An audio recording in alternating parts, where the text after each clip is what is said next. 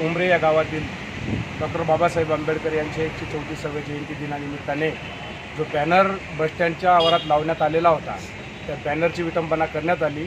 तर हजारोंचा जनसमुदाय आज उमरे या गावात गेलेला होता।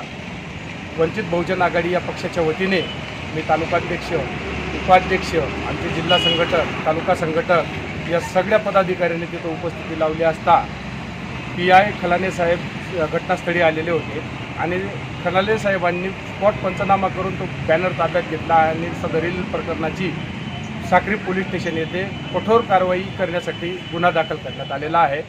येत्या 2 दिवसात पोलीस प्रशासनावर आमचा संपूर्णपणे भरोसा असल्याकारणाने आणि कायदा पाळणारी माणसं असल्याकारणाने आम्ही कायदा कुठल्याही प्रकारे हातात घेणार नाही।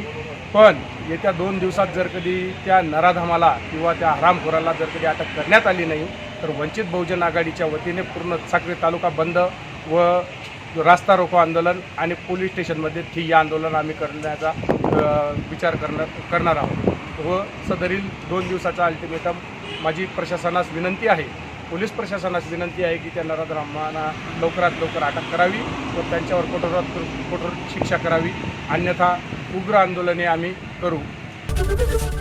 ABP माझा, उघडा डोळे बघा नीट।